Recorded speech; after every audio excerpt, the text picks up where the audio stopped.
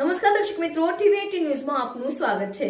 ટીવી18 news ગુજરાતની પળે પળની ખબર ધરાવતી ગુજરાતી ન્યૂઝ ચેનલ છે। હવે જોઈએ મુખ્ય સમાચાર। રાધનપુર હાઈવે 4 રસ્તા ઉપર આવેલ રુદ્ર મોબાઈલમાં થોડાક દિવસો પહેલા થયેલ અંદાજિત 10 લાખથી વધુના મોબાઈલની ચોરીના 2 આરોપી ઝડપાયા।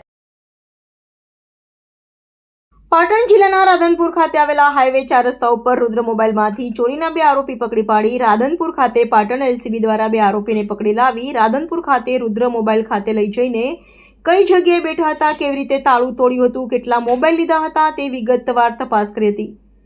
બંને આરોપીઓને રાધનપુર ખાતે પાટણ એલસીબી દ્વારા લાવવામાં આવ્યા હતા। અન્ય આરોપીઓને એક સાથે છે, તેમને હજુ પકડવાના બાકી છે।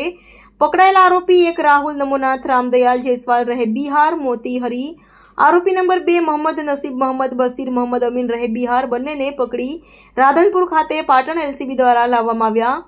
પાટણ એલસીબીએ રાધનપુર ખાતે હાઈવે 4 રસ્તા ઉપર આવેલ રુદ્ર મોબાઈલ ખાતે લઈ જવામાં આવ્યા હતા અને તેની તપાસ હાથ ધરવામાં આવી હતી।